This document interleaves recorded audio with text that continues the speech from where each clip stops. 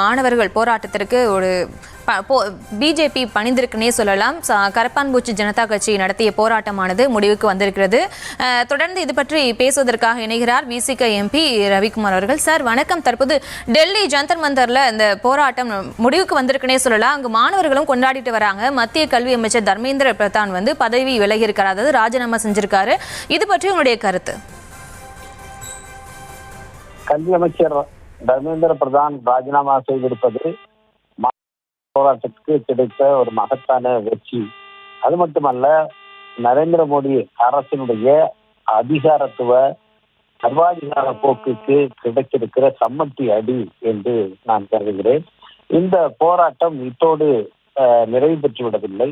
இது தொடர்ந்து உயர்கல்வியிலே இருக்கின்ற சீரழிவுகளை ஒட்டுமொத்தமாக நீக்குவதற்கான போராட்டமாக வளர்ச்சி பெறும்.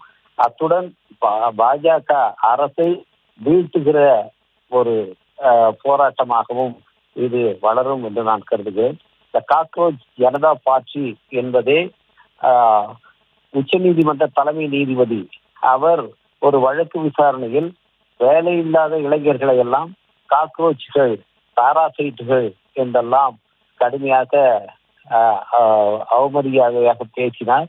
அதற்கு எதிர்வினையாகத்தான் அந்த காக்ரோச் என்பதையே தலைப்பாக வைத்து இந்த கட்சி துவக்கப்பட்டது. இன்றைக்கு தர்மேந்திர பிரதான் ராஜினாமா செய்திருப்பது என்பது நம்முடைய உச்ச நீதிமன்ற தலைமை நீதிபதி அவர்களுக்கும் ஒரு செய்தியை கொடுத்திருக்கும் என்று நான் கருதுகிறேன். இந்த மகத்தான ஒரு எழுச்சியை இந்தியாவிலே யாரும் எதிர்பார்க்கவில்லை. நரேந்திர மோடி அரசாங்கம் சர்வாதிகாரத்தின் மூலமாக எல்லா விதமான ஜனநாயக குரல்களையும் அடக்கி ஒடுக்கி விடலாம். தொடர்ந்து தேர்தல் ஆணையத்தை கையிலே வைத்துக் கொண்டு தேர்தல்களில் செய்யப்படுகிற முறைகேடுகள் மூலமாக தொடர்ந்து எல்லா தேர்தல்களிலும் வெற்றி பெற்று விடலாம், தாமே ஆட்சியில் இருந்து விடலாம் என்று கருதினார்கள். அதற்காகத்தான் இன்றைக்கு தொகுதி மறுசீரமைப்பு நடவடிக்கையும் அவர்கள் எடுத்திருக்கிறார்கள். தொகுதி மறுசீரமைப்பின் மூலமாக அவர்கள் வட இந்திய மாநிலங்கள், குறிப்பாக இந்தி பேசும் மாநிலங்களுடைய எம்பிக்களுடைய எண்ணிக்கையை உயர்த்திவிட்டால் தொடர்ந்து தாங்களே ஆளலாம் என்று கருதினார்கள்.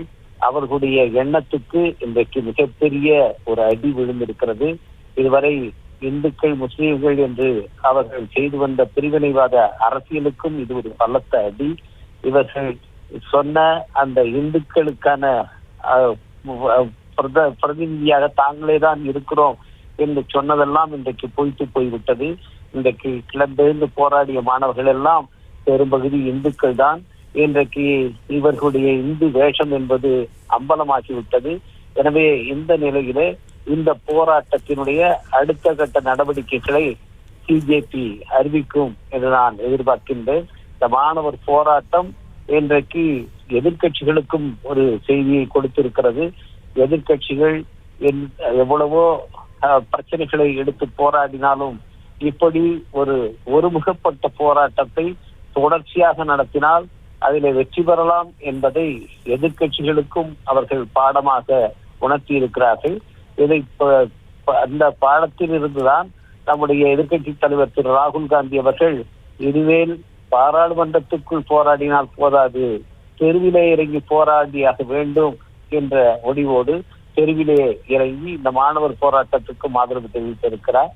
தொடர்ந்து இங்கே இந்தியாவில் இருக்கிற ஆளுங்கட்சியாக இருந்தாலும் எதிர்கட்சியாக இருந்தாலும் மக்கள் உணர்வுகளை புறக்கணித்து விட்டு நாம் ஆள முடியாது, அதிகாரத்திலே இருக்க முடியாது என்பதை இந்த போராட்டத்தின் முடிவிலே அவர்கள் புரிந்து கொண்டிருப்பார்கள் என்று நான் கருதுகிறேன். இந்த மகத்தான ஒரு வெற்றியை இன்றைக்கு சாதித்திருக்கிற அந்த மாணவர்களுக்கு, காக்ரோச் ஜனதா பார்ட்டிக்கு என்னுடைய தலைதாய்ந்த வணக்கத்தை நான் தெரிவித்துக் கொள்கின்றேன். நிச்சயமாக சார். கிட்டத்தட்ட 13 ஆண்டுகள் ஆச்சு மோடி அரசு ஆட்சிக்கு இதில் பல்வேறு போராட்டங்கள் நடந்திருக்கு. ஆனால் இந்த ஒரு போராட்டம் முக்கியமானதாக பார்க்கப்படுது. கிட்டத்தட்ட இன்னைக்கு மட்டுமே 10,000 பேர் வரை இந்த போராட்டத்தில் கலந்து கொண்டு இதுக்கு முதல் வெற்றியாக கல்வி அமைச்சரும் பதவி விலகியிருக்காரு. அவர்கள் மேலும் என்ன சொல்லியிருக்காங்கன்னா, கல்வியில் வெளிப்படைத்தன்மை வேணும் அப்படின்னு சொல்லியிருக்காங்க. மேலும் இந்த கல்வியில் அந்த பொறுத்த வரைக்கும் கல்வி நிர்வாகத்தில் என்னென்ன சீர்திருத்தங்கள் அவசியம்னு நீங்க நினைக்கிறீங்க? இன்னைக்கு மோடி அரசாங்கம் வந்ததற்கு பிறகு தேசிய கல்விக் கொள்கை என்ற ஒரு கல்விக் கொள்கையை கொண்டு வந்தார்கள். இந்த கல்விக் கொள்கையை அனைவருக்கும் கல்வியை வழங்க வேண்டும், அனைவரையும் கல்வி பெற்றவர்களாக ஆக்க வேண்டும் என்பதற்கு மாறாக கல்வியிலிருந்து ஏழை எளிய மக்களை அப்புறப்படுத்த வேண்டும் என்பதற்காகவே வடிவமைக்கப்பட்டிருக்கிறது. இதை நான் புள்ளி விவரங்கள் அடிப்படையிலே நான் சொல்கிறேன். நாடாளுமன்றத்தில் ஒரு எம்பியாக நான் எழுப்பிய கேள்வியிலேயே இந்த கடந்த ஒரு 3 ஆண்டுகளில் 2 கோடி மாணவர்கள் சேர்க்கை குறைந்திருக்கிறது.